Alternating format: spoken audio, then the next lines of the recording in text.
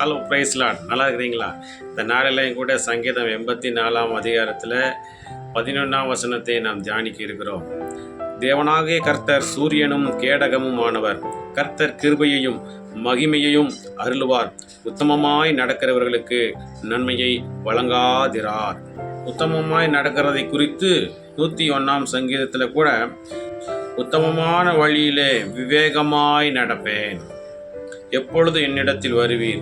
என் வீட்டிலே உத்தம இருதயத்தோடே நடந்து கொள்ளுவேன். பார்த்தீங்களா எப்படி நடந்து கொள்வாராம்? அவள் என்னுடைய வீட்டில் உத்தமமாக நடந்து கொள்ளுவேன், என்னுடைய வீட்டில் உத்தமமாக இருப்பேன். நீ எப்போது என்னிடத்தில் வருவீர்? ஆண்டவர் தங்குகிற இடம் பரிசுத்தமான இடம். ஆண்டவரை வரவேற்கக்கூடியதான இடம் பரிசுத்தமாக இருக்க வேண்டும். ஆண்டவருக்கு பிரியமுள்ளதாக இருக்க வேண்டும். எப்படி நம்ம ஒரு கெஸ்ட்டு, ஒரு முதலமைச்சர் அல்லது ஒரு பெரிய ஒரு அரசு அதிகாரி நம்ம வீட்டுக்கு வருகிறார் என்றால் எப்படி நம்ம எந்த அளவுக்கு நம்முடைய வீட்டை சுத்தம் பண்ணி எப்படி அரேஞ்ச்மெண்ட் பண்ணி ஒரு சந்தோஷத்தோடு வந்து பரவாயில்லையே, நமக்கு கொடுக்குற வரவேற்பு பரவாயில்லையே என்று சொல்லி எப்படி நம்மை தேடி வருகிற ஒரு உயர் அதிகாரியாக இருக்கட்டும், ஒரு பெரிய தலைவராக இருக்கட்டும், நம்ம உபசரிக்கிறதுல எப்படி அவர்களுக்கு விழுந்து விழுந்து கவனிப்போமோ அதை காட்டிலும் நம்முடைய தேவன் அவர்களை காட்டிலும் பெரியவராக இருக்கிறார். அவர் நம்முடைய வீட்டில் வரும்போது, அவர் நம்முடைய இருதயத்துக்குள்ளே வரும்போது நாம் எந்த அளவுக்கு எவ்வளவு நம்ம ஆண்டவருக்கு என்று ஆயத்தப்படுத்தி இருக்க வேண்டும் என்பதை நாம் சிந்திக்க வேண்டும். இந்த பரிசுத்தமான தேவன் என்னுடைய இருதயத்துக்குள்ள, என்னுடைய வீட்டுக்குள்ளே வாசம் பண்ண வரப்போகிறார். அவருக்கு நான் என்னுடைய இருதயத்தை சுத்தம் பண்ணி தர வேண்டும். என்னுடைய இருதயத்தில் அவருக்கு நல்ல ஒரு இடத்தை ஆயத்தப்படுத்தி தரணும். அவருடைய இருதயத்தை பரிசுத்தமாய் வைத்துக் கொள்ளணும்.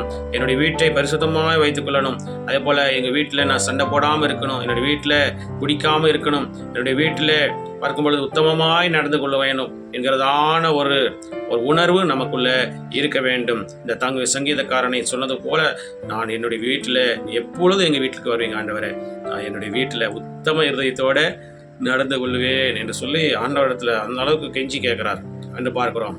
எந்த அளவுக்கு அவர் உத்தமமாக இருந்திருப்பார் ஆண்டவருக்கு முன்பாக நாம் யோசித்து பார்க்க வேண்டும். ஆகவே பார்க்கும் பொழுது எப்படி உத்தமமாய் நடந்த தீங்கான காரியத்தை என் கண்முன் வைக்க மாட்டேன். வழி விலகுகிறவர்களின் செய்கையை வெறுக்கிறேன். மாறுபாடான இருதயம் என்னை விட்டு அகல வேண்டும். கொள்ளாதவனை அறிய மாட்டேன். நிறைய வசனம் அப்படியே சொல்லிகிட்டே போகலாம். ஆகவே ஆண்டவருக்கு முன்பாக நம்ம எல்லாவற்றிலும் உத்தமமாய் உண்மையாய் இருக்க வேண்டும். ஏனென்றால் ஆண்டவர் வாசம் பண்ணுகிறதான இருதயம், ஆண்டவர் வாசம் பண்ணுகிறதான நம்முடைய வீட்டை நம்ம உத்தமமாய் நடந்து கொள்ளும்போது, இடத்துல உத்தமமாய் இருக்கும்போது, படிக்கிற இடத்துல உத்தமமாய் இருக்கும்போது, எல்லா காரியத்திலையும் ஊழியத்திலே உத்தமமாய் இருக்கும்போது ஆண்டவர் சொல்கிறார், பார்க்கும் பொழுது உத்தமமாய் நடக்கிறவர்களுக்கு நன்மையை வழங்காதிருக்க மாட்டேன். நிச்சயமாக நன்மையினால் திருப்தியாக்குவேன். உங்கள் வாழ்க்கை நன்மையாய் இருக்கும். கிருபையை கொடுப்பேன், மகிமையை கொடுப்பேன் என்று சொல்லுகிறார். அவருடைய கிருபைக்கும் மகிமைக்கும் பார்க்கணும் அளவில்லை, ஈடு இணை அற்றது அவைகள். அவருடைய கிருபைக்கும் அவருடைய மகிமை நம்ம மேலே பிரகாசிக்கும் போது, நம்ம மேலே தங்கும் போது, அது நன்மையான காரியத்தை ஒவ்வொரு நாளும் நமக்கு கொடுக்கிறதாய் காணப்படுகிறது. எந்த விதத்திலையும் நம்ம குறைந்து போக விட மாட்டார். ஆண்டவர் நம்மோடு கூட அந்த கிருபையும் மகிமையும் அருளுகிற தேவனாக இருக்கிறார். உத்தமமாய் நடக்கிறவர்களுக்கு நன்மையை வழங்காதிரார் என்ற வார்த்தையின்படி ஆண்டவர் இந்த நாளில் நமக்கு நன்மையை வழங்க அவர் சித்தமுள்ளவராக இருக்கிறார். ஆகவே நாம் ஆண்டவருக்கு பிரியமுள்ளவர்களாய் உத்தம மார்க்கத்தாராய் கர்த்தருடைய வேதத்தின்படி நடக்கிற உத்தம மார்க்கத்தார் பாக்கியவான்கள் என்று வேதத்தில் சொல்லப்படுது. ஆண்டவருடைய வேதத்தை வாசிக்கிறது மாத்திரமல்ல, அதை கேட்கறது மாத்திரமல்ல, அதன்படி நடக்கிற பிள்ளைகளாய் நம்ம மாறும்போது ஆண்டவர் சொல்கிறார், நான் நன்மையை நிச்சயமாய் உனக்கு வேண்டியதான நன்மையை உனக்கு தருவேன் என்று ஆண்டவர் சொல்லுகிறார். ஆகவே ஆண்டவரிடத்தில் உத்தமமாய் நடந்து கொள்வோம். வீட்டிலே உத்தமம், நான் சொல்வது போல எல்லா இடத்திலே உத்தமமாய் நடந்து கொள்வோம். கர்த்தருடைய நன்மையை நாம் பெற்றுக்கொள்வோம். பிரார்த்தனை செய்வோமா?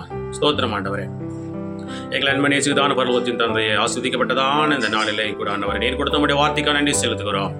இந்த நாளில் நாங்கள் ஆண்டவரே முன்பாக உத்தமமும் உண்மையமாக இருக்கிறவர்களா எங்களை மாற்றுங்க. அப்படி வேதத்தின்படி நடக்கிற உத்தம மார்க்கத்தாரா எங்களை மாற்றுங்க. ஆண்டவர் எங்களுடைய வீட்டிலே உத்தமமாக இருக்கத்தக்கதாகவும், எங்கள் இருதயத்தில் உத்தமம், எங்களுடைய வேலையிலே உத்தமம், எங்களுடைய படிப்பில் உத்தமம், எங்களுடைய ஊழியத்தில் உத்தமம் உள்ளவர்களாக எங்களை மாற்றுங்க ராஜா. உங்களுடைய நன்மையை சுதந்திரிக்கிற பிள்ளைகளாக எங்களை மாற்றுங்க ராஜா. இந்த நாளிலே கூட ஆண்டவரே எங்களை என்னுடைய கரத்தில் ஒப்புக் கொடுக்கிறோம். ஆண்டவரே தீங்கான காரியத்தை எங்களை விட்டு எடுத்து போடுங்க. ஆண்டவரே பொய்யான காரியங்களை, தீங்கான காரியங்களின் கண்முன் வைக்க மாட்டேன்னு சொல்லிக்கிறார் ராஜா.